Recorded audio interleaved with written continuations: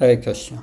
Om Jnana Timrandasya Jananjana Shlakaya Saksharan Unmilitam Yena Tasmai Shri Gurave Namah.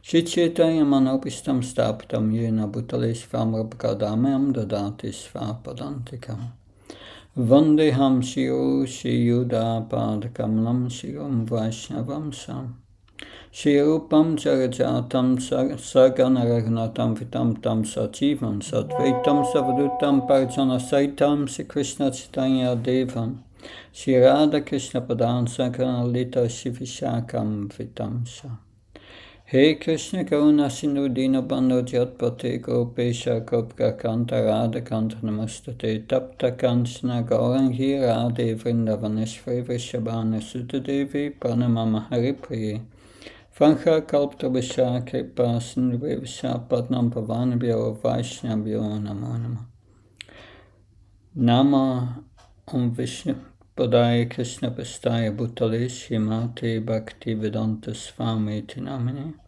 Namaste Saraswata Devi Gauravani Pacharane Nirvishesha Srinyavadi Paskachaya Desatarane.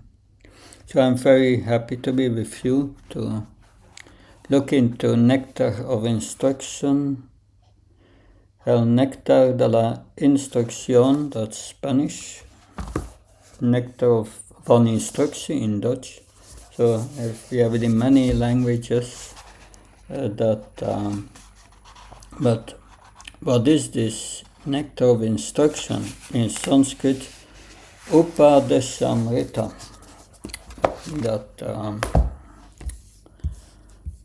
But before we start, we are seeking the blessings of Srila Prabhupada, that Namam Vishnu Padaya Krishna Vastaya Bhutale Shrimate Bhakti Vedanta Swami Namini Namaste Saraswata Devi Gauravani Pacharane Nirvishesha Sunyavadi Paskachaya Desatarane. Now that this Nectar of Instruction, why is it so important? What is it that Srila Prabhupada gave us Bhagavad Gita and gave us besides Bhagavad Gita, of course, the Bhagavatam and Sri Upanishad and Nectar of Instruction and Nectar of Devotion. Factually, this Nectar of Instruction is a summary of Nectar of Devotion in 11 verses, describing the entire process in 11 verses. Prabhupada said about Nectar of Devotion, this Nectar of Devotion is the manual for the devotees, how to practice Krishna consciousness. And every devotee should know this Nectar of Devotion inside and outside. So important. But Nectar of Devotion is a voluminous book, 2000 verses. And what Prabhupada gave us in Nectar of Devotion is a summary study of Nectar of Devotion. And this Nectar of Instruction is factually a summary of the Nectar of Devotion in 11 verses.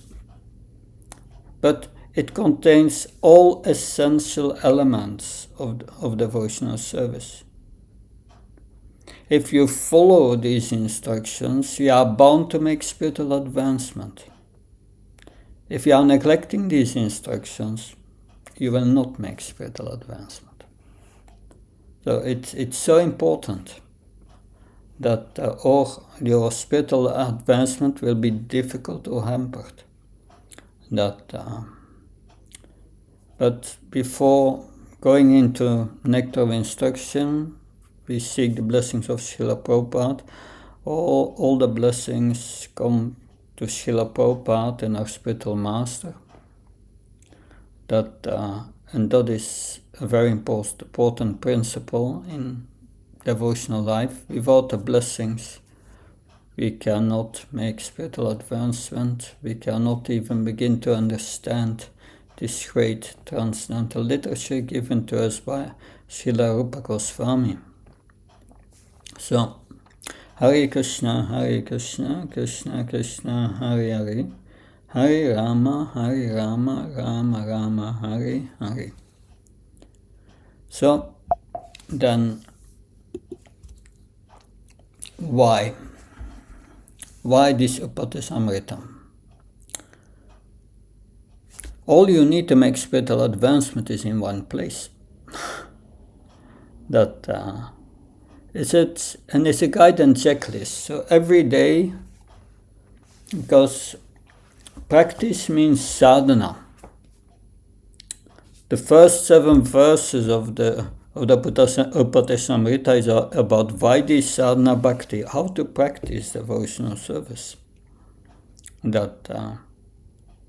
And many points are mentioned there, things to do, things not to do, how to cultivate relationships, so many aspects which are very important. And that Hanumat Prashak Maharaj, for years he was keeping nectar of instruction around his neck in a little bag around his neck, and every day he was reading and memorizing this, because it's the essence. That if we don't get the essence, then how can we make spiritual advancement? And like when we practice sadhana, we can have a sadhana sheet. Do I chant my rounds? When do I chant my rounds? And all the activities, devotional activities that I do, I can list that on a sadhana sheet. But at the end of a sadhana sheet, we should have 2 questions every day. What did I do good today? And what could improve? And these questions should be on the basis of nectar of instruction. So we will go to it. So the essential processes of bhakti we have here in 11 verses. Like I said, it's a summary of nectar of devotion and is the manual for practicing devotional service. Now, what are these 11 verses? What are they about? So the first 7 verses are about Vaidhi sadhana bhakti. Did you already follow the nectar of devotion? No? Or not yet? That will be next book. Next book, okay, good. And that is good to know, because I will refer to nectar of devotion, and I know you have They did not study yet, that one. Yeah. Okay. So we have the first 7 verses here. It's a Vaidhi sadhana bhakti. So what's in nectar of devotion is mentioned, Vaidhi sadhana bhakti, is the practice of devotional service, and what is the impetus to do it? The instruction of the spiritual master. So we do that practice on the instruction of the spiritual master. So the real practice of devotional service begins after liberation. But before, we are trying, we are practicing. Like you have a mother and a little girl. And the mother has bought for the little girl a play kitchen. and while the mother is cooking, the girl is cooking on the play kitchen and as a pan and is making plastic chapatis, imitating the mother.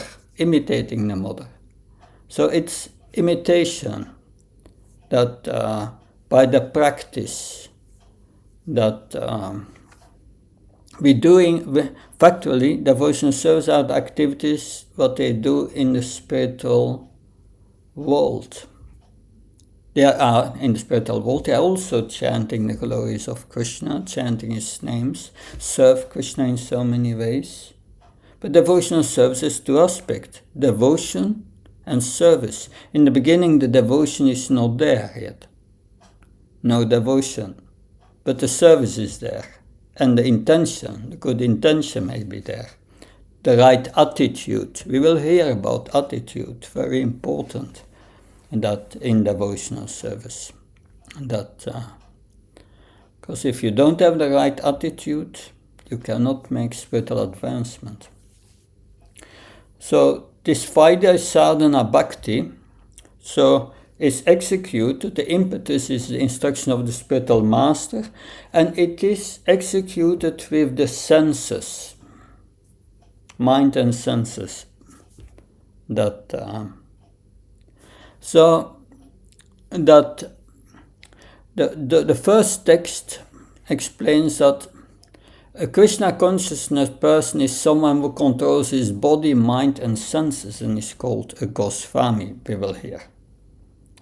Or in Bhagavad Gita, it's also called a Dhira, or that one Goswami means one who a Swami is a controller of the go. The go is the senses. One who controls the senses of the body, the mind and senses. How to become such a Krishna person who controls his senses? That's explained in text 2 and 3, what you have to do. We will hear about 6 things not to do and 6 things to do. That we will hear about them in details. And then by doing that, we come to the point of engaging our body, mind and senses in the service of Krishna. And as long as our body, mind and senses are engaged in the service of Krishna, our senses are controlled. Srila Prabhupada was once giving a lecture in because first 1965-66 he opened a center in New York and then went to San Francisco. And he gave a morning lecture there. I heard, and one devotee had the audacity to ask Srila Prabhupada at the end of the lecture, Prabhupada, do you have lust in your mind? And Prabhupada humbly said yes.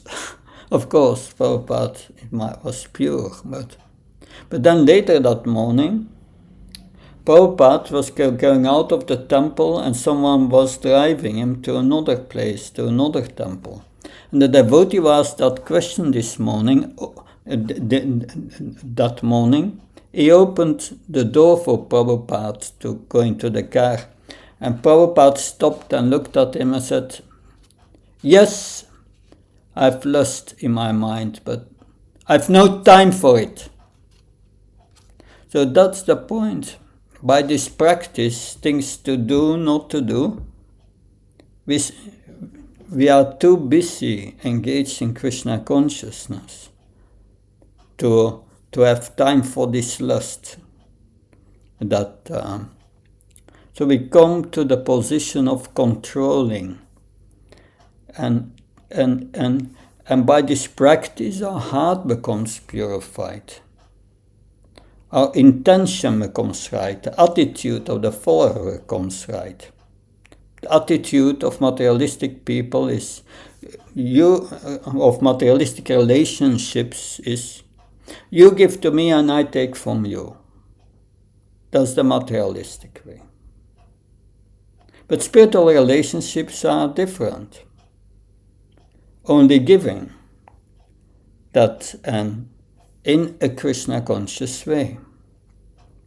That only giving and receiving. Practically giving Krishna, receiving Krishna. These are spiritual relationships. But you can only have them if you follow the instructions in text 2 and 3. So text 4, yes, it's about relationships, 6 loving relationships. Offering prasad, receiving prasad, offering gifts, receiving spiritual gifts. Then sharing one's mind in confidence with another devotee, here another devotee sharing that with you. That's text 4. But to engage in spiritual relationship with other devotees, text 5 said, one must know who is advanced and who is not advanced. And then we will hear about 3 levels of the devotees. The beginning devotee, the one who is halfway devotional service, the Madhyamadikar, and the pure devotee. The pure devotee is described as someone who is always engaged in pure devotional service and does never criticize others. That's a sign of an advanced devotee, and such a devotee we should serve. And devotees who have received initiation, we should offer respect. And to beginners, we should offer respect in our minds. More about that, but if you come to the point of having spiritual relationships with other devotees, with the spiritual master, then and you understand how to relate with each other according to one's level, that's important. An advanced devotee cannot reveal his mind to a beginner. That's not appropriate. That's going wrong. A beginner can reveal his mind to those who are more advanced. That's appropriate. A relationship between equals is that one develops friendship with equals.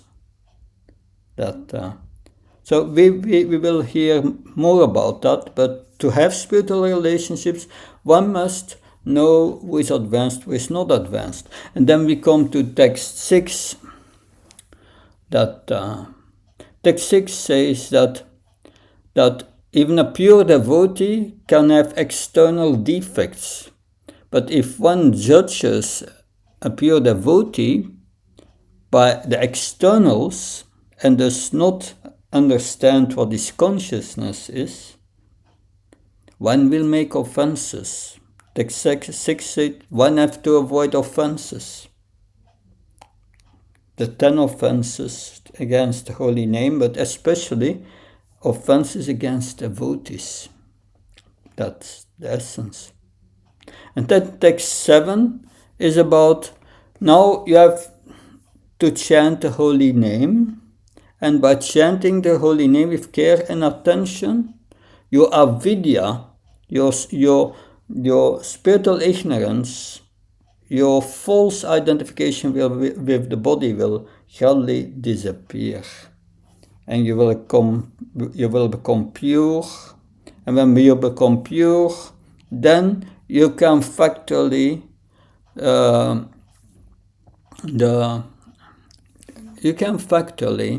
start to practice pure devotional service in a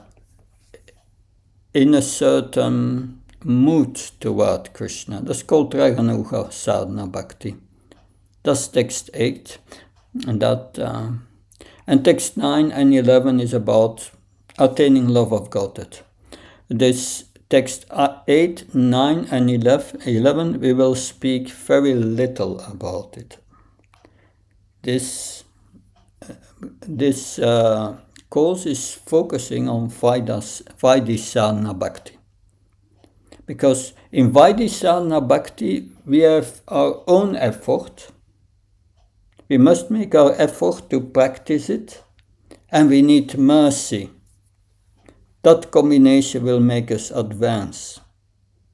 But after liberation, when one comes to Nishtha, steadiness in devotional service, and Ashakti and Ruchi, great attraction to the holy name comes, then we are depending on Krishna's mercy. We have not much influence. And to come from Vaidhi Sadhana Bhakti to Raganuga Sadhana Bhakti, that can take 20, 30, 40 years, 50 years, we don't know. We are all different.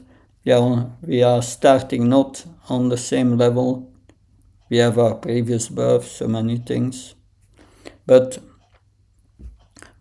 when we come to being purified, the stages after that go much quicker. It's like iron to magnet. But our focus is especially on the first 7 verses, and we will say also something about the last verses. But that you will also study the Raganuga Bhakti and the Bhava Bhakti and the Prema Bhakti. That you will discuss in Nectar of Devotion, chapter 17, 18, 19 in detail. But this Nectar of Instruction it's set for beginners. Those who are not yet liberated, they are beginners. So we are all beginners. That's good. Then here, advancement in Krishna consciousness depends on the attitude of the follower. Okay. We will discuss that.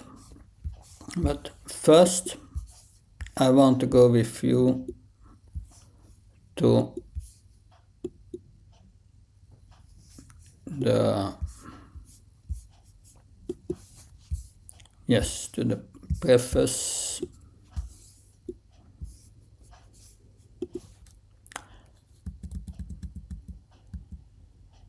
So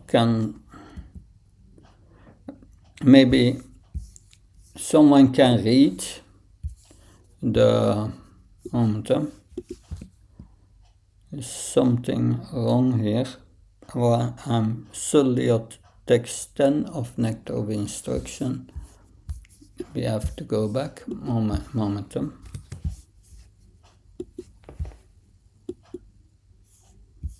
Just a moment. To go back. Preface.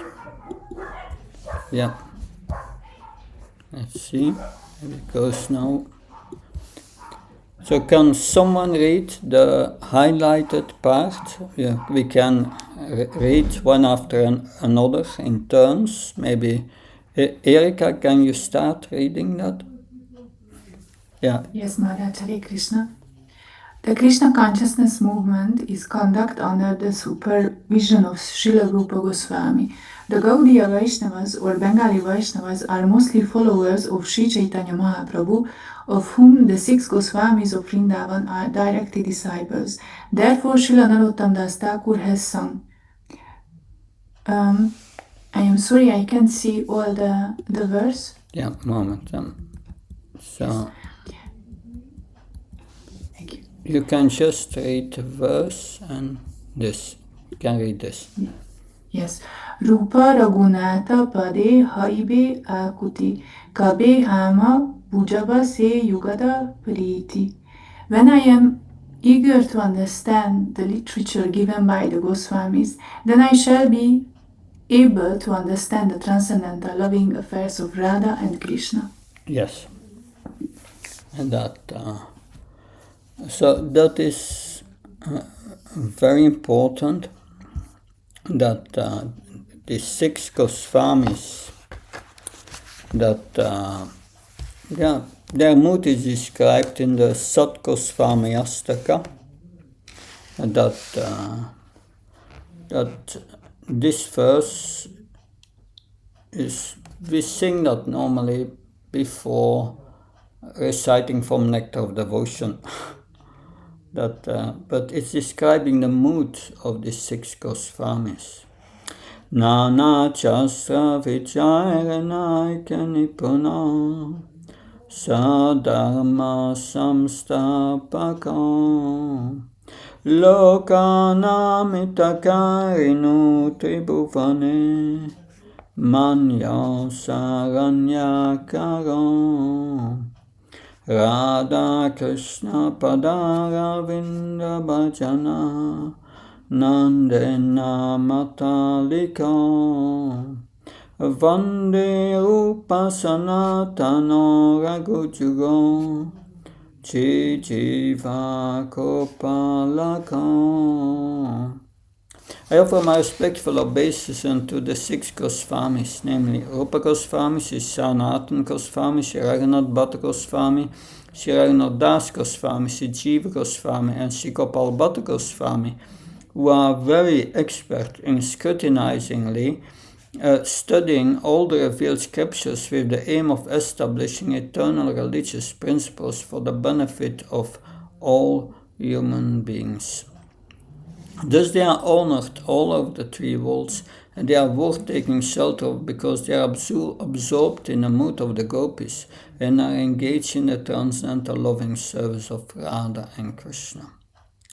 So they are engaged in the loving affairs of Radha and Krishna, and that so they are in that mood. Factually, most of the associates of Lord Chaitanya are his eternal associates in Goloka Vrindavan. That Goloka Vrindavan has 2 chambers. That one is Goloka is Vrindavan and the other is Navadvip. In Goloka Vrindavan, Radha and Krishna are separated, but in Navadvip, Radha and Krishna are one in Lord Chaitanya. Is Lord Chaitanya trying to feeling separation from Radha? So, and many of the associates, they are eternal associates from Goloka. Rupa Goswami is Rupa Manjari in the spiritual world. That so the Manjaris are assistants of the gopis, and the gopis, they are serving Krishna in his conjugal mood in so many ways, and that so we can understand these are residents of the spiritual worlds, and they are writing this literature. So, and they are in the mood of conjugal love to Krishna. Rupa Goswami and others, that so they are in the mood of these gopis. The gopis are the highest, the residents of Goloka Vrindavan, the spiritual world, with the highest intensity of love for Krishna. That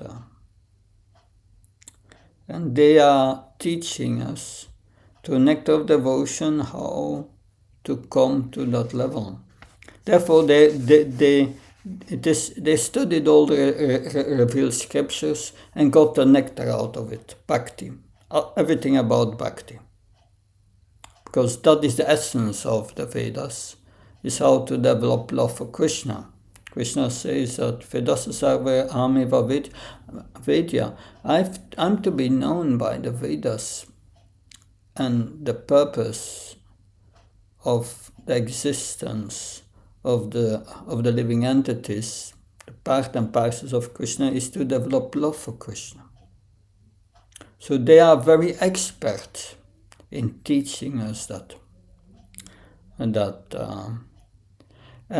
of course, important is to understand their mood, the inner attitude of the follower. We will come to that a little later. But this verse here, Uparagunata pade haibe akute kabe hame bujabe se yugala perite. It's part of a song, a beautiful song of, I think I have it somewhere here. I try to bring it on the screen, just a moment. This beautiful song. Okay, I have it. I will share it now. I have to go back to the Zoom. Up.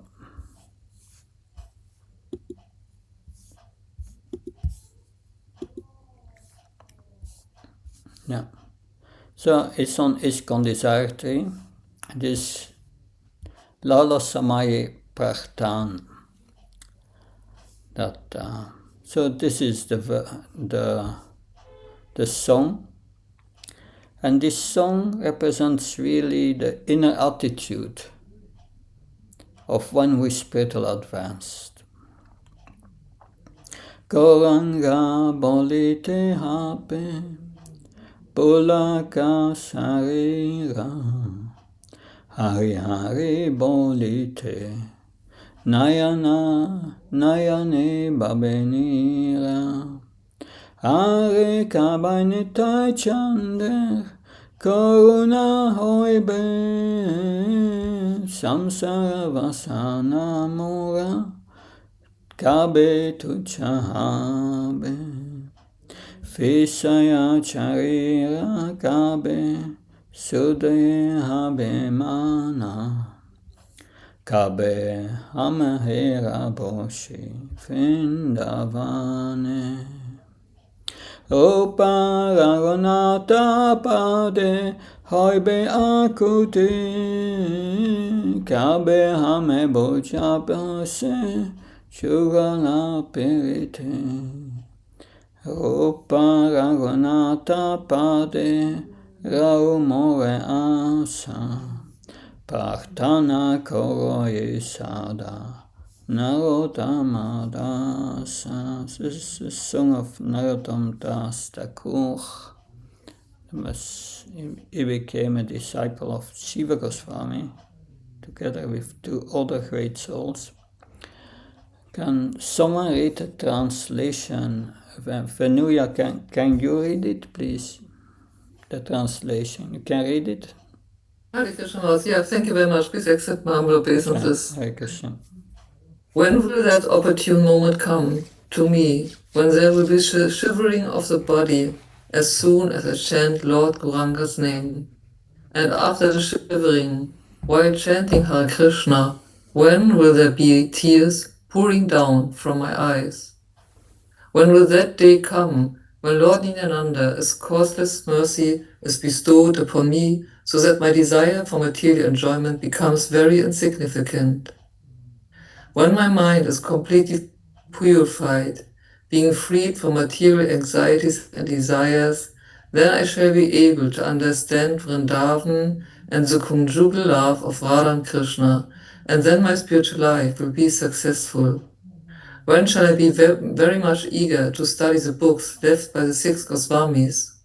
One has to learn of the conjugal loving affairs of Radha Krishna through the teachings of these 6 Goswamis. Narottam Dasa always wishes to understand this conjugal love under the direction of the 6 Goswamis. Yes, that.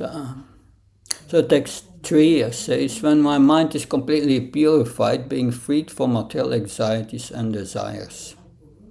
So by following text 2 and 3 of Nectar of Instruction, one will gradually come to that point. And then as one becomes purified, one starts to understand more and more about Krishna, that the conjugal love of Radha and Krishna one can only understand when one comes to the higher stages, Bhava and Prema. But being freed from material anxieties and desires, that will be the first achievement if we follow that.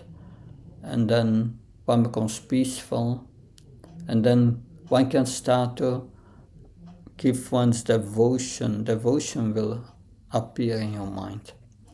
That when we are freed from material anxieties and desires, then gradually we will make spiritual advancement.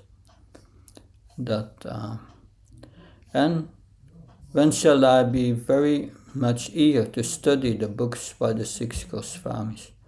So this eagerness, we are in the beginning of the nectar of instruction. We should be eager to study these books. It's our lifeline, spiritual lifeline, which brings us to Krishna. And it will lead us to understanding this loving affairs of Radha and Krishna by the mercy of the 6 Goswamis. So we are also praying for the mercy of the 6 Goswamis, that we may understand this nectar of instruction. Because this is not a scholarly endeavor, and the study of nectar of instruction. It is a question of changing our inner attitude. We will study that later. We will discuss that later.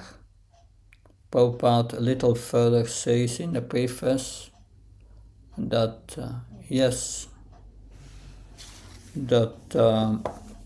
everything depends on the attitude of the follower. Spiritual advancement depends on the inner attitude of the follower. And this here, in the explanation of this song, we find this inner attitude, how a devotee thinks, how an advanced devotee,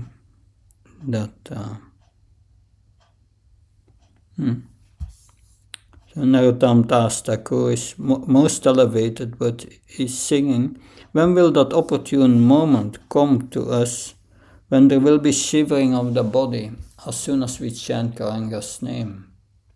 And after shivering, Hari Hari Bolite Nayane Babenira, while chanting Hare Krishna, there will be tears in the eyes. Then he says, Ari Ara Kabe Nitai Chanda Koruna Hoibe. We are all asking about the mercy of Lord Nityananda. Nityananda is supposed to be the original spiritual master, so we have to approach Gauranga, Lord Chaitanya, through the mercy of Lord Nityananda. What is a symptom of a person who has achieved the causeless mercy of Lord Nityananda? Narottam Das Thakur says Kone hoibe samsara vasane mora kabe tuchahabe. Samsara vasan means desire for material enjoyment, and Narottam Das wonders when it will become insignificant. So that is the purification that will take place when we follow text 2 and 3 of Nectar of Instruction. Of course, as we have bodies, we may to accept many material things, but not in the spirit of enjoyment, but only to keep body and soul together. Narottam Das Thakur says further, Rupa Raghunate Pade Hoipa Akuti. When will I be very much eager to study the books left by the 6 Goswamis? Akuti means eagerness. So we need that akuti here at the beginning of study of Nectar of Instruction. The eagerness to understand it and to practice it, because this is very important. It's the essence of the process of devotional service, that without understanding the essence, we cannot make spiritual advancement.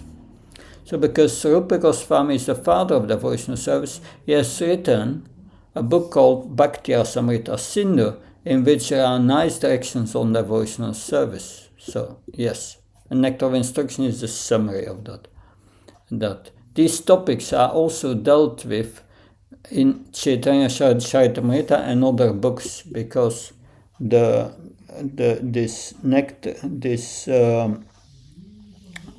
Nectar of Devotion, Bhakti Rasamrita Sindhu, was explained by Lord Chaitanya to Sanatan Goswami. So these topics are also to Rupa Goswami, but these topics are also dealt with in Chaitanya Charitamrita and other books. We have given the summary of those directions in our book Teachings of Lord Chaitanya. One has to learn the conjugal affairs of Radha and Krishna through the teachings of these 6 Goswamis. Narottam Das Thakur directs us to try to understand the conjugal love of Radha Krishna by our own endeavor. We should try to understand this Yugala Prita, conjugal love, under the direction of the Goswamis. As long as the mind is too much absorbed in materialistic thought, one cannot enter into the kingdom of Vrindavan, but Narottam Das Thakur says, Vishaya Sharia Kabe, Sudehabe Mane, Kabe Hamaera Bo Shri Vrindavan. When the mind is completely purified, being freed from material anxieties and desires, then I shall be able to understand Vrindavan and the conjugal love of Radha and Krishna. Then my spiritual life will be successful. So this is his beautiful song with Srila Prabhupada. He quotes only, no, it's not this. Srila Prabhupada quotes only one verse of it here.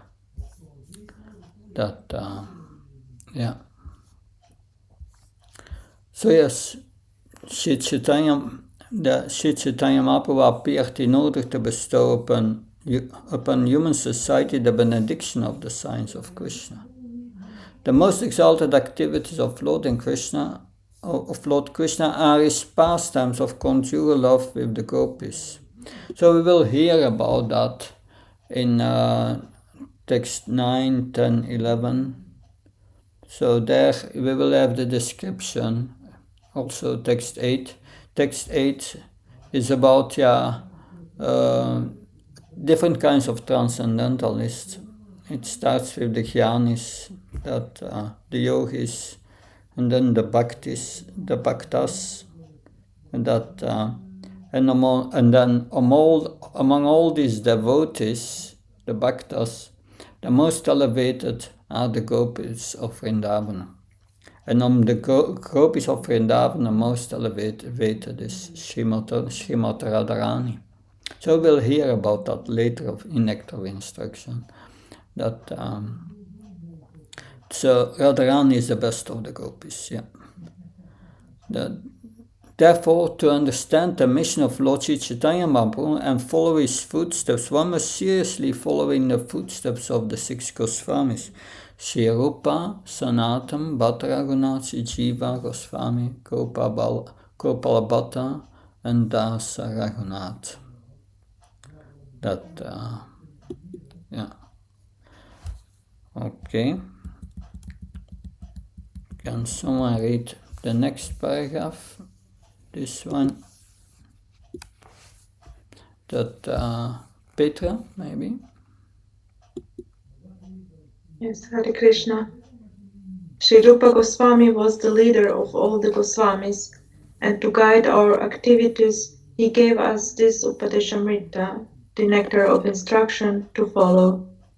As Sri Chaitanya Mahaprabhu left behind him the 8 verses known as Shikshashtaka, Rupa Goswami gave us Upadeshamrita so that we may become pure Vaishnavas. Yeah, that's interesting that the 8 instructions of Sri Chaitanya Mahaprabhu, Shikshashtaka, that the 4 verses describe also Vaidhi Sadhana Bhakti. That, of course, the last verse that is the verse spoken by the mood of Srimati Radharani. That, and the other verses are bringing us after liberation up to Bhava Bhakti. So also the process is explained in Shikshashtaka in terms of the chanting of the holy name. But here we find Upadeshamrita is the process of Sri Rupa Goswami. Sri Rupa Goswami, he gave us the process in 9 stages, from Shraddha to Prema, that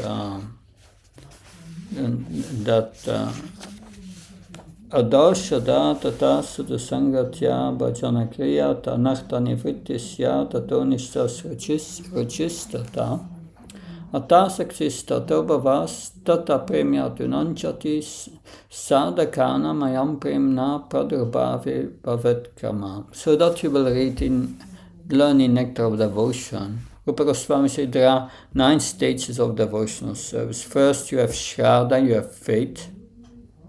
Faith in Krishna, faith in his teachings. And then Sadhu Sangha,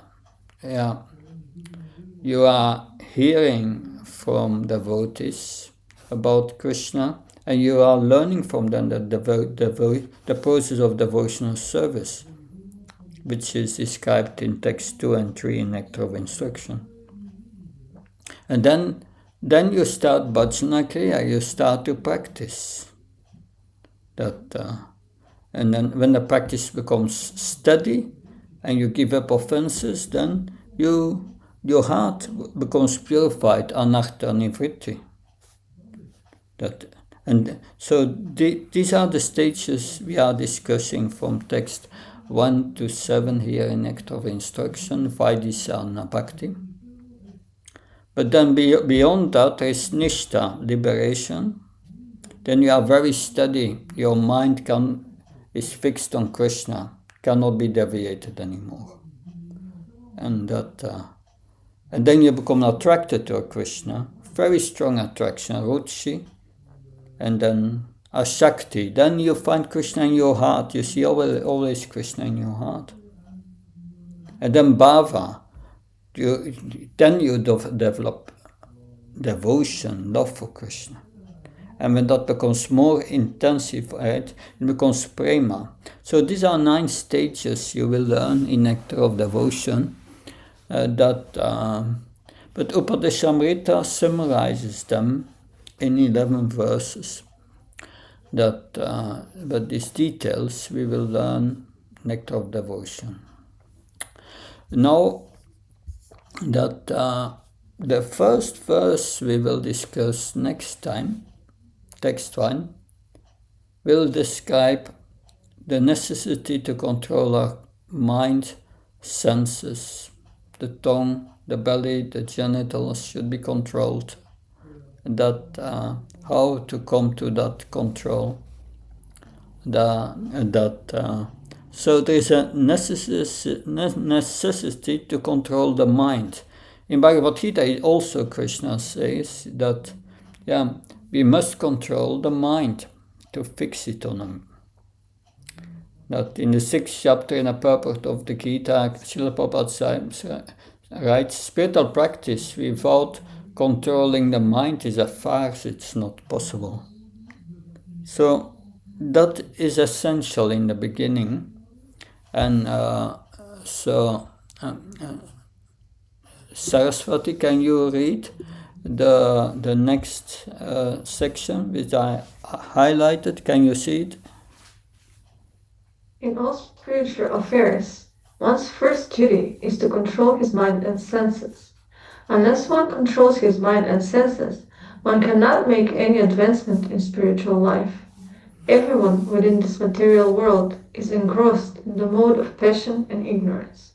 One must promote himself to the platform of goodness, sattva guna, by following the instructions of Rupa Goswami, and then everything concerning how to make further progress will be revealed. Okay, so you have learned in Bhagavad Gita, in the 3rd chapter, Krishna says because in the 3rd chapter, that in 3:30, Krishna says to Arjuna, you should act without any sense of proprietorship and without thinking oneself the enjoyer. So with that inner attitude, you should act for my pleasure. But why can't we do that? In 3:44, Krishna says there are 2 obstacles to that. It's attachment and aversion. We are attached and averse to things in this world, attached to things what gives pleasure to the body, averse to that which gives pain, but we are not concerned with the soul, only with the body. That makes this attachment and aversion is for the body, so we become absorbed in it, and that's important, but soon we are out of the body. What then with this attachment and aversion? But it's that's the obstacles. Paripantina, Krishna says, obstacles are raga and dvesha, attachment and aversion. Because Krishna tells Arjuna, you have to fight. You have to fight, Arjuna. That you have to kill your grandfather. But Arjuna said, no, I'm too attached to him. Because I'm attached to the situation like it is now, Krishna. I cannot do it. So and Krishna tells them, you should do your duty. That you are a military man, and you have to kill these aggressors who have transgressed all the laws of morality. You have to do your duty. And then Arjuna said, but there is a force that's greater than me, and which prevents me to do that duty. What is that, Krishna? And Krishna says, Kama isha krodha isha ratsha guna samudbhava masana manapapnam vedinam iavarinam. And Krishna says, the enemy number 1 is lust coming from wrath. And that comes from the mode of passion, wanting to enjoy the body. And that's your greatest enemy. So this passion and ignorance, that's our greatest enemy, Krishna says. So we must promote ourselves, Prabhupada says, is to the mode of goodness. Therefore we have to kill this enemy. And to kill this enemy, Rupa Goswami gives us verse 2 and 3 of Nectar of Instruction. by that we will kill this lust, anger, greed, madness, illusion, envy, desire for profit, adoration, distinction, must all be ruled. That has to leave our heart. And then we come in goodness. So in the second and the third instruction, we will learn about that, how to come to that platform. Okay, and now we come to a very important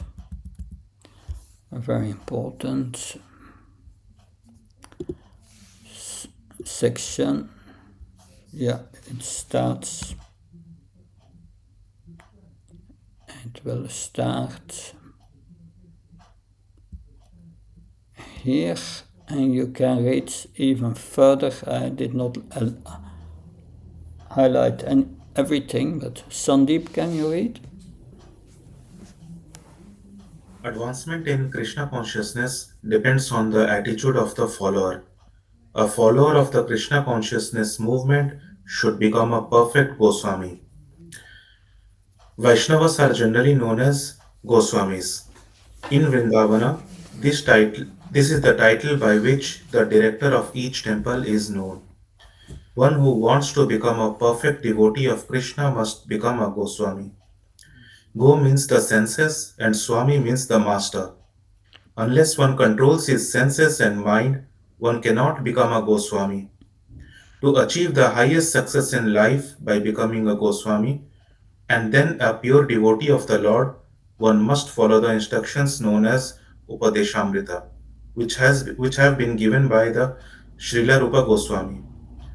Srila Rupa Goswami has given many other books such as You can continue. Such as Bhakti Rasamrita Sindhu, Vidagdha Madhava and Lalita Madhava, but Upadeshamrita constitutes the first instructions for neophyte devotees.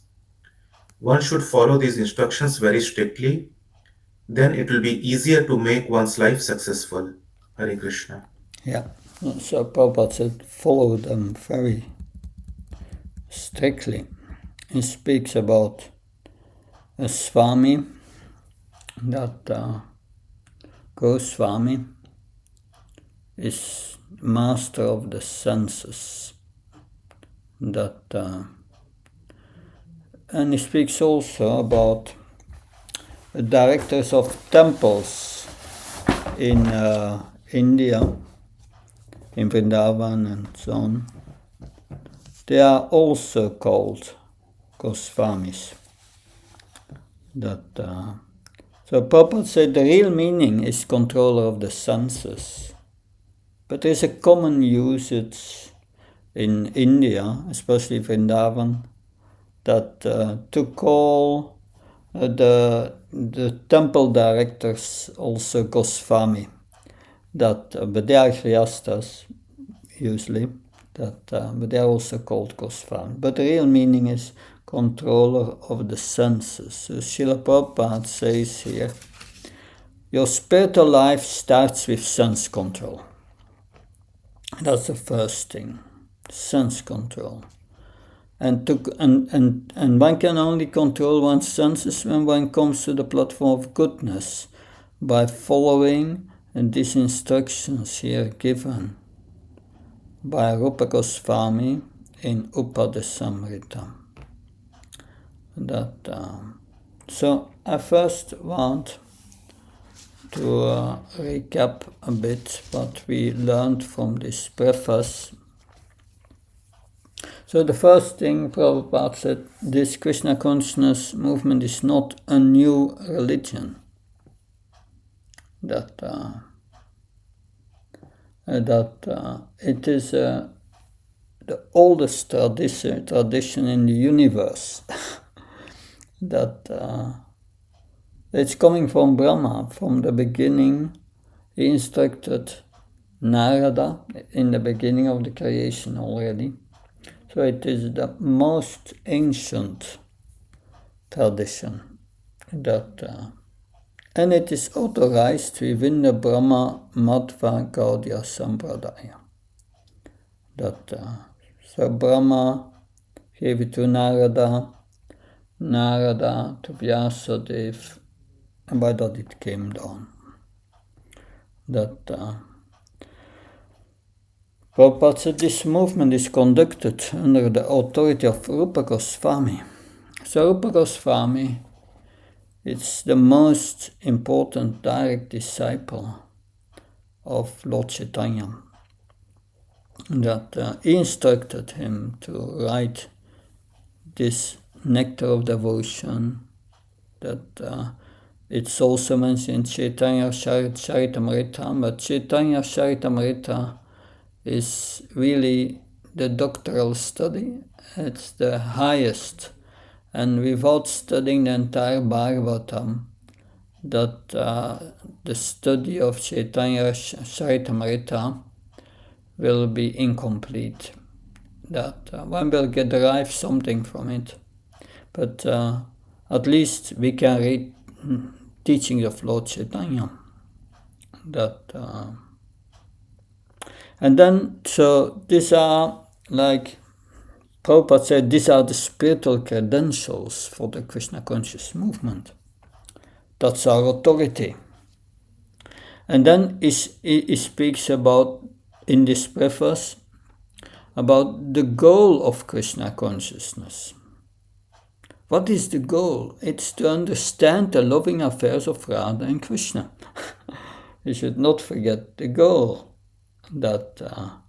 And these loving affairs between Radha and Krishna are revealed by Sri Chaitanya Mahaprabhu and his followers. Because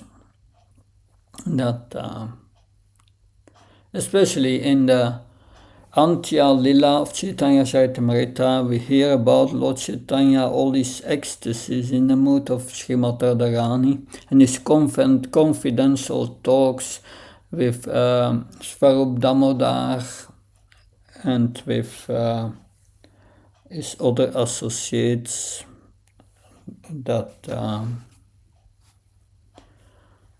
So yes,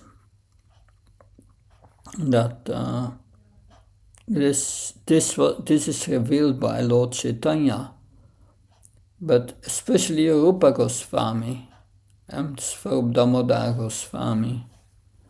They were very close to him. Also Ramananda Roy. They knew the heart of Lord Chaitanya. Once Rupa Goswami wrote a verse on when I was in Jagannath Puri and put it on the hut, on the entrance of the hut, of his hut, and Lord Chaitanya saw it, because it was describing Lord Chaitanya in the mood of Srimati Radharani. It was revealing Lord Chaitanya's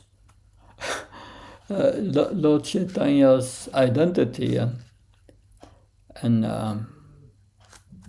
Lord Chaitanya took the palm leaf and destroyed it, and he said to Rupa Goswami, "How is it that you knew my heart, my inner heart, So the 6 Goswamis, I thought it was Rupa Goswami, I can be mistaken, but the 6 Goswamis, they knew the heart of Lord Chaitanya, and they can reveal it to us, and it's revealed through the books. And it's a rare opportunity, because we are once in a day of Brahma, Lord Chaitanya comes in the mood of Srimati Radharani. That in other kalpas he comes as the Yuga avatar to propagate the chanting of Krishna, but he does not reveal the confidential pastimes of Radha and Krishna. So we are very fortunate to be in touch with Lord Chaitanya, to our spiritual master, to the Guru Parampara. So this is the goal of the Krishna conscious movement. But now, how to get there? So Prabhupada explains here how to get there. The first step is you must become a Goswami. It starts with sense control. One must come to the platform of goodness by following the instructions of Rupa Goswami in Upadesamrita. So yes, that of course it's also good to learn about Rupa Goswami, that I can try to show it here if I find it in Chaitanya Charitamrita, Adi Lila 10,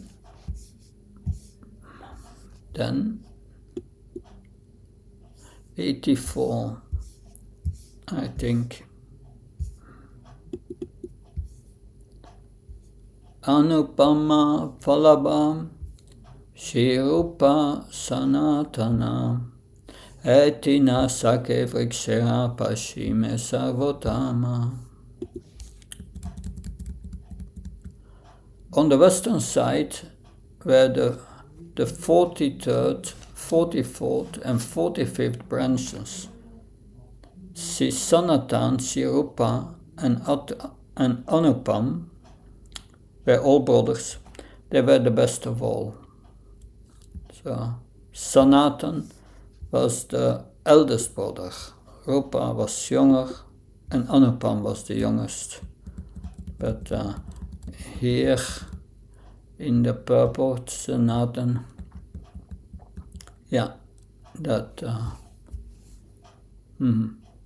Sanatan Goswami and Rupa Goswami belonged to the Bharadvaj Gotra, which indicates that they belonged either to the family or disciplic succession of Bharadvaj Muni. As members of the Krishna consciousness movement, we belong to the family or disciplic succession of Saraswati Goswami, and thus we are known as Sarasvatas. Obeisances are therefore offered to the spiritual master as Saraswati Deva, or a member of the Saraswati family, Namaste Saraswati Devi, whose mission is to broadcast the cult of Sri Chaitanya Mahaprabhu and to fight with impersonalists and voidists, Nirvishesha Sunyavadi Paskatari Desatarani.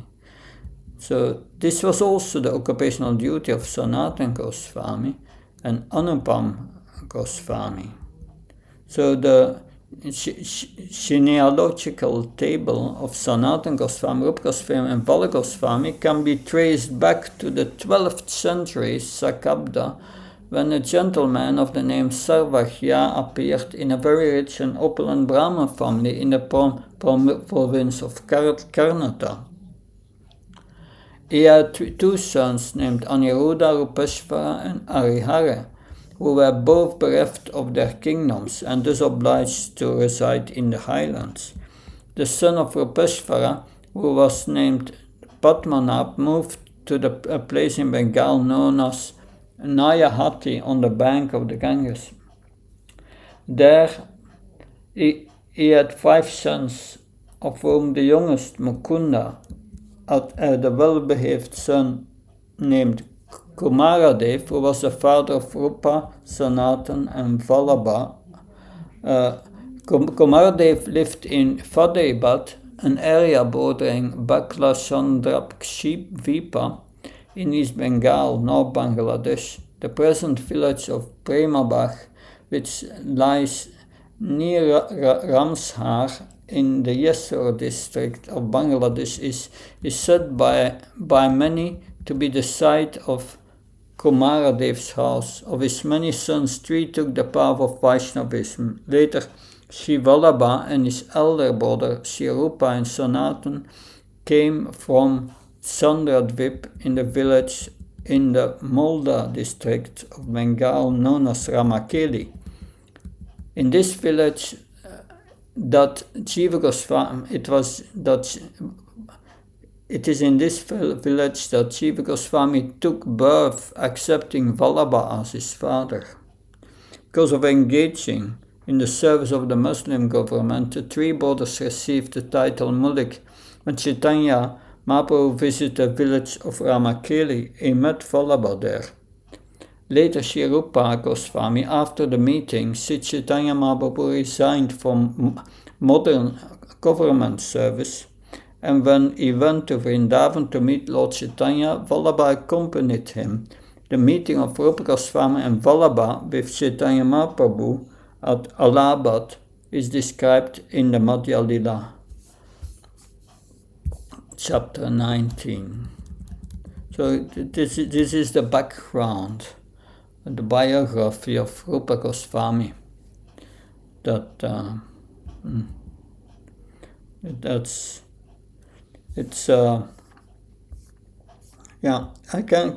have some time, I can read one more. Actually, it is to be understood from the statement of Sanatana Goswami that Sri Rupa Goswami and Vallabha went to Vrindavan under the instruction of Sri Chaitanya Mahaprabhu. So Vallabha became later Anupam. First they went to Mathura, where they met a gentleman named Subudhi Rai, who maintained himself by selling dry fuel wood. He was very pleased to meet Sri Rupa Goswami and Anupam, and he showed them the 12 forests of Vrindavan. Thus they lived in Vrindavan for 1 month and then again went to search for Sanatana Goswami. Following the course of the Ganges, they reached Allahabad or Prayag Tirtha, but because Sanatana Goswami had come there by a different road, they did not meet him there. When Sanatana Goswami came to Mathura, he was informed of the visit of Rupa Goswami and Anupam by Subudhi Roy. When Rupa Goswami and Anupam met Sri Chaitanya Mahaprabhu at Benares, they heard that about Sanatana Goswami's travels from him, and thus they returned to Bengal, adjusted their affairs with the state, and on the order of Sri Chaitanya, they went to see the Lord at Jagannath Puri. So in the year 1436, Sakabda, the youngest brother Anupam died and went back to Godhead. He went to the abode in the spiritual sky where Sri Ramchandra is situated. At Jagannath Puri, Sri Rupa Goswami informed Sri Chaitanya Mahaprabhu of this incident. Vallabha was a great devotee of Sri Ramachandra, therefore he could not seriously consider the worship of Radha Govinda according to the instructions of Chaitanya Mahaprabhu, yet he directly accepted Sri Chaitanya Mahaprabhu as an incarnation of the Supreme Personality of Godhead, Ramachandra. In the Bhatna Ratnakar, there is a statement. Vallabha was given the name Anupam by Sri Gaura Sundar, but he was always absorbed in the devotional service of Lord Ramachandra. He did not know anyone but Sri Ramachandra, but he knew Chaitanya Goswami as the Supreme Lord. So Sri Rupa Goswami is described to be the gopi named Rupa Manjari in Gaura Ganodesha Dipika. And these are all the books which he compiled, so many books of course, many books are for those who are advanced. But for us, its most important book is Bhakti Rasamrita Sindhu. Also Lalita Madhava, Vidagda Madhava. These are dramas also. Dana Kele Kaumudi. It's the pastime where Srimati Radharani, where Krishna becomes a tax collector. It's very funny. Very nice to read. So Sri Rupa Goswami gave up all family connections, joined the renounced order of life, and divided his money, giving 50% to the Brahmins and Vaishnavas, 20% to his Kutumba family members, and keeping 25% for personal emergency. His other associates, Sri Chaitanya Mahaprabhu, he met Haridas Thakur in Jagannath Puri, where he also met Lord Chaitanya and his other associate. Sri Chaitanya Mahaprabhu used to praise the handwriting of Rupa Goswami. Srila Rupa Goswami could compose verses according to the desires of Chaitanya Mahaprabhu, and by his direction he wrote the two books named Lalita Madhav and Vidagdha Madhav, that Lord Chaitanya desired the two brothers Sanatana Goswami and Rupa Goswami to publish many books in support of Vaishnava religion. When Sanatana Goswami met Sri Chaitanya Mahaprabhu, the Lord advised him to go to Vrindavan. So, it's the whole history, now the history of Sanatana Goswami. That I think also in the Madhya Lila, let's see, in the beginning, I think Madhya 1, there's 175, we find more.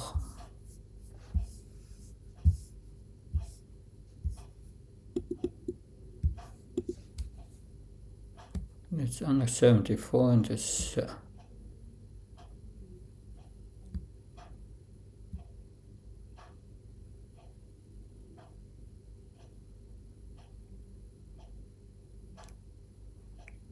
this Rupa Goswami speaking, the Supreme Personality of Godhead, who gave you this kingdom and whom you accept as a prophet, has taken birth in your country due to your good fortune.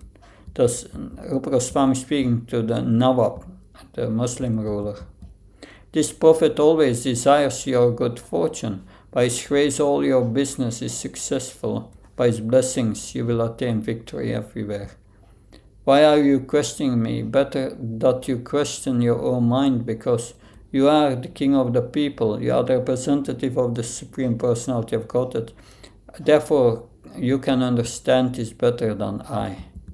Thus Srila Goswami informed the king about his mind as a way of knowing Sri Chaitanya Mahaprabhu. He assured the king that whatever occurred in his mind could be considered evidence. The king replied, I consider Sri Chaitanya Mahaprabhu to be the Supreme Personality of Godhead. There is no doubt about it. After having this conversation with Rupa Goswami, the king entered his private house. Rupa Goswami, then known as Taberakas, also returned to his residence. So this you can read a lot about Rupa Goswami from the Chaitanya Charitamrita. Okay, so now this is an introduction to Upadesamrita. So the first 7 verses are about Vaidhi Sadhana Bhakti, how to practice devotional service. And we are in that stage to try to purify our heart and so that we can develop our love for Krishna or reveal our love, because the love for Krishna is in our heart. It's natural for all living entities. That verse 8 is about Raganuga Sadhana. That's the next stage when one is liberated. Then when it comes to spontaneous devotional service, it becomes spontaneous. Now, in the first 7 verses, we are endeavoring. We must chant rounds and do so many things. It's not that in the spiritual world the gopis have to chant their rounds. No, no, they are not really attracted to Krishna. And then 9 to 11 is Bhava Bhakti and Prema Bhakti. These are very high stages that will be discussed at the end very shortly. So it's important that we understand the importance of these instructions of Rupa Goswami. that and what's always very important is we see these instructions, but we will read these instructions, but we must apply them in our lives. And we get one sentence here in this, one sentence which is important in this preface, and that is that the attitude of the follower, that's very important for making spiritual advancement. That brings us back to the verse here. Yeah. What is the right attitude? Advancement in Krishna consciousness depends on the attitude of the follower. And that so attitude is important in everything we do. That but this is explained in Nectar of Devotion. Rupa Goswami gives a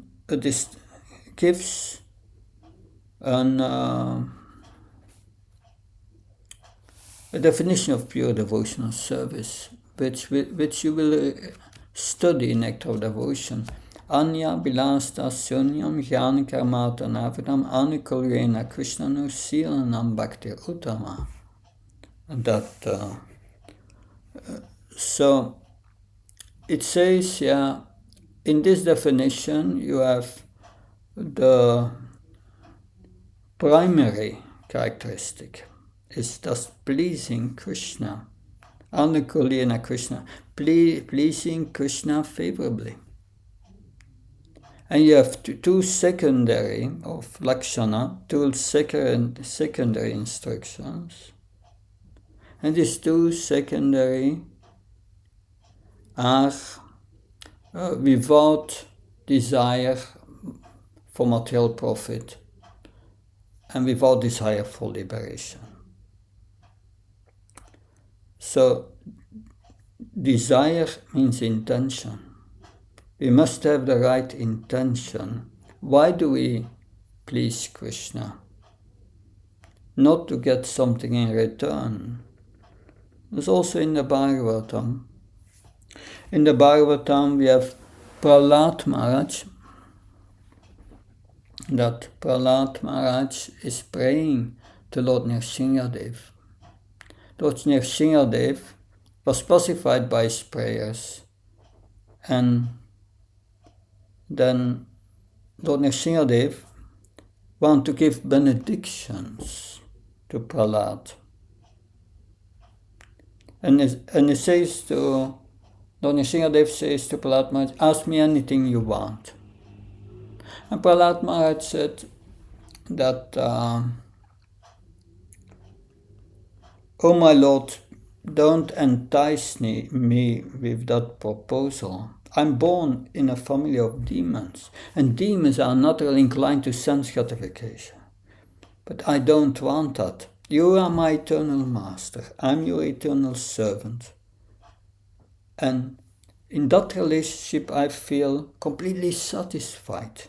So there's nothing that I want in return. I only want to please you. And that is what devotion is. That's the inner attitude. Is serving Krishna out of love without asking something in return, in simple terms. And that is the appropriate inner attitude. And that so according with our inner attitude, we are going to get results in Krishna consciousness. If we want something in return, then it will not go so quick.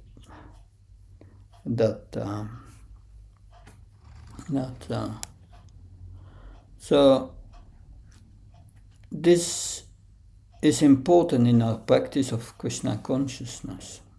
To understand what is this right attitude and how do we develop this attitude, because it doesn't come from one moment to another.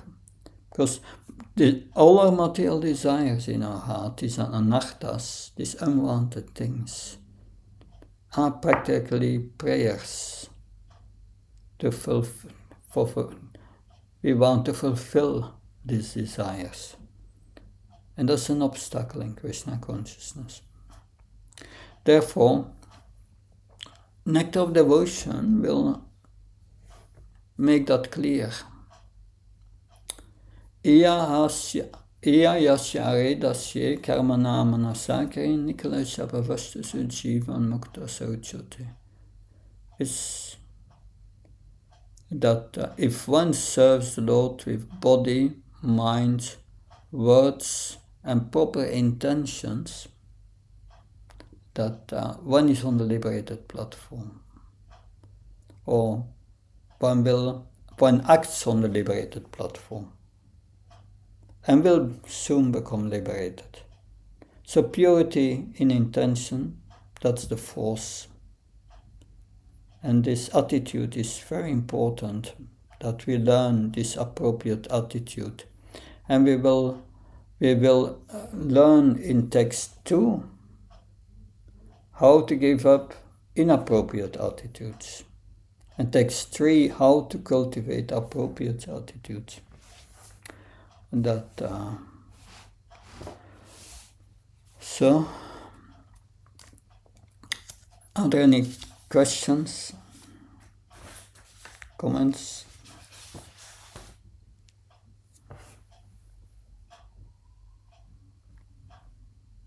Yes, Venuya? Krishna Maharaj, I have 2 questions, if possible. You, the last sentences you made, we should not expect something in return, no? But to practice, to learn to practice devotional service, I feel much depending on the mercy and the arrangements of Krishna, and I'm always praying for guidance, and without the guidance and the help and the arrangement of Krishna, I cannot do very much. Is this also expecting something in return when we are praying for the support that we at all can serve Krishna? Well, that this is the appropriate attitude to know that I'm impure, that I'm a servant of this material desires, I can't get out, so I need help, Krishna. Please help me to develop this appropriate attitude. That's very good. Okay, thank you. And my second question is, I'm sorry. No, it's okay. My second question is, you said we should learn to discriminate between advanced devotees and not advanced devotees. Yeah. And how should we behave with devotees who think themselves they are very advanced, but there are some things in their behavior which is not so advanced, and they only think that they are right and the others not. Also, how should we behave correctly or deal correctly with such devotees? We should always see ourselves as the servant of other devotees, and that is the safe platform. And that we should not be concerned about what other things or what other do. But internally, we must learn the symptoms of who is advanced and not advanced, and deal in a way that deal in appropriate way with them, and that of course everyone has false ego, and that Prabhupada many times said, yes, Yeah, and that is explained in the scriptures. One who feels who is really advanced thinks himself the lowest. But that's something we cannot do artificially. It must be genuine. That because one disciple said to Prabhupada, I'm the most fallen. Prabhupada replied, you are not the most of anything. Because it's just false ego.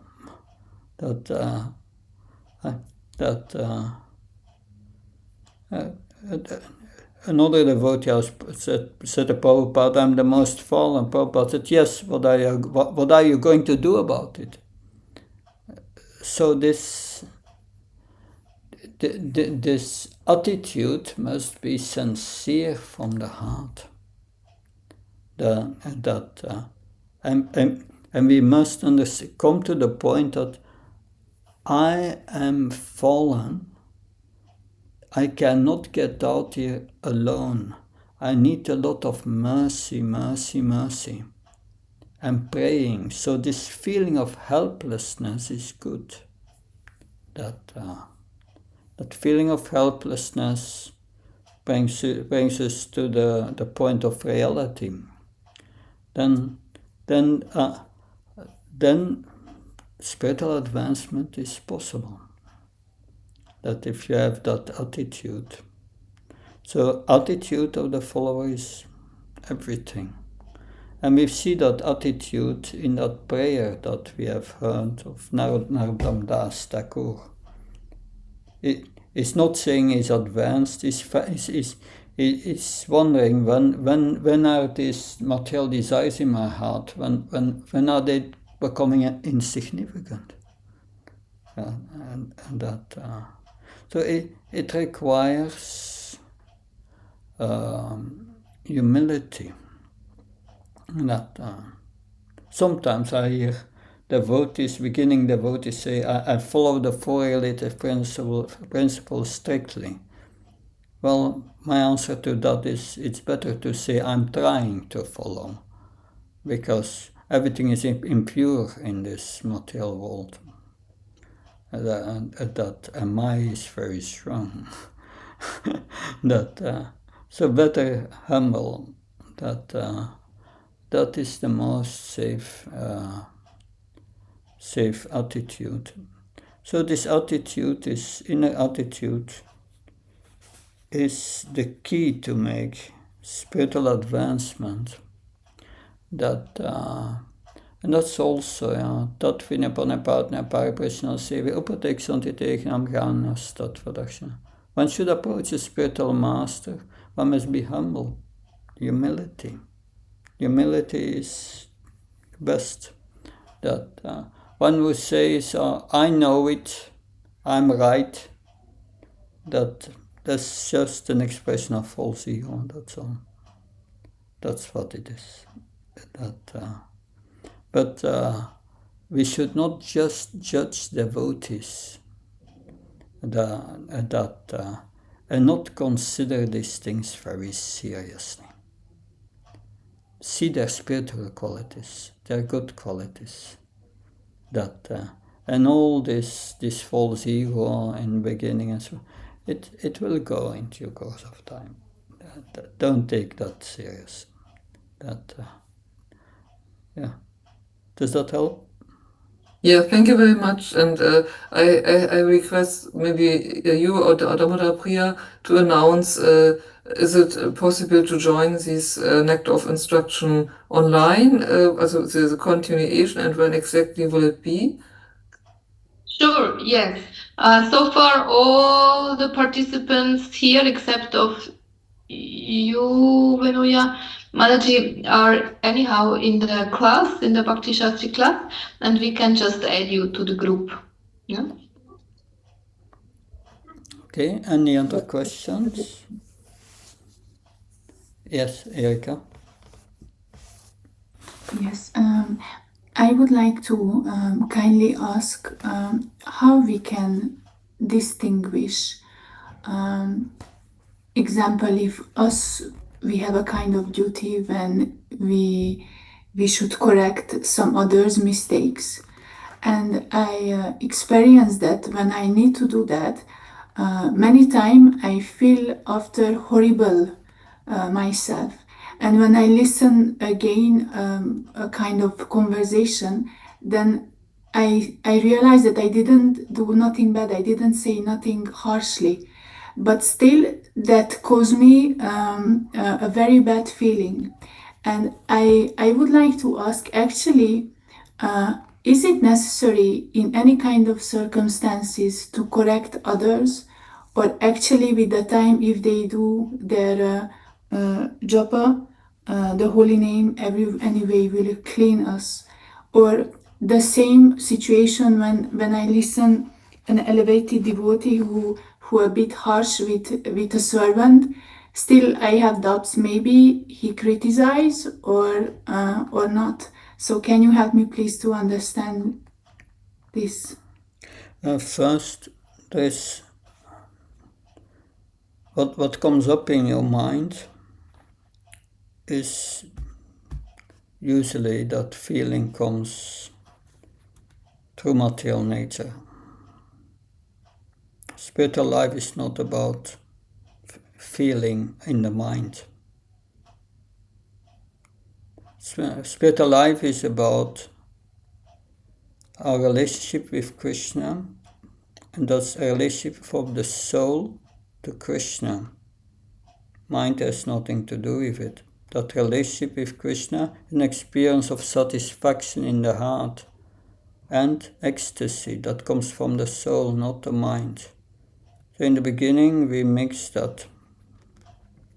Be careful with that. This feeling is in your mind, don't trust your mind. That's material nature. The second thing is, in correcting someone else, we have to follow Vaishnava etiquette. And we come again to that same point, the inner intention is the most important. Before you correct someone, there are 3 steps to be taken.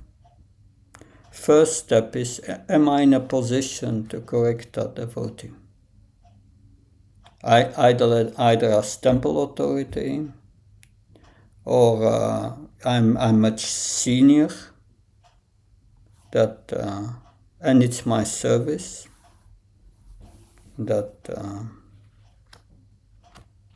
So the second question you must ask yourself: do I feel envious towards this devotee?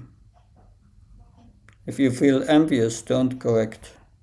Don't do it. It will go wrong. The third point in correcting someone is, what's my intention? Why am I going to correct that person? The only pure intention is to help that devotee to advance in devotional service. That's the right intention. If there is any other intention, don't do it. But then, okay, if you go to your checklist, 1, 2, 3, then the next step is, okay, you can correct. What's my method of correction?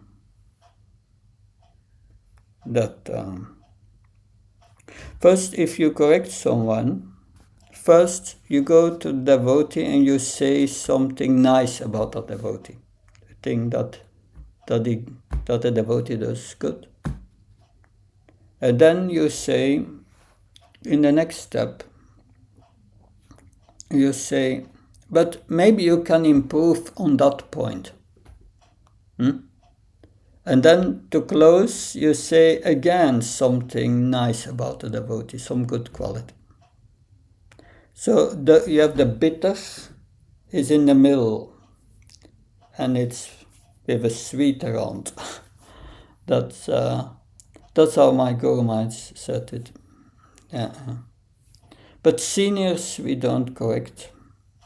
That if we have a problem with seniors, we go to a god brother or god sister and we ask a question that I don't understand why your godbrother is acting like this. You ask a question, you don't criticize. And that, yeah. If you see other devotees criticizing other devotees, then, yeah, if it's between a senior and a junior, then we may not understand it, but we come to the point in our mind we don't understand it. Don't criticize. And that. If it's between equals, you see others criticizing, take a polite distance. Don't involve in it. Anyway, these are just a few advice from Vaishnava etiquette. My Guru Maharaj Bhakti Charamaj was very strong in it. And I presented that seminar many times and I try to apply it also. Does that help? Thank you. Thank you very much. I already recognize where can be some kind of problems. Yeah. Thank you. Hare Krishna. Anything else? So I want to show you something, because this nectar of instruction is so important.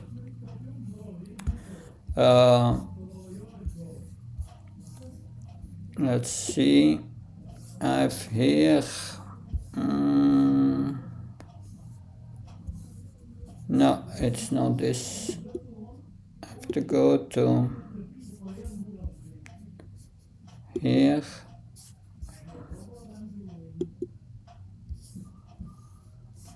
Oh, that's not what I meant.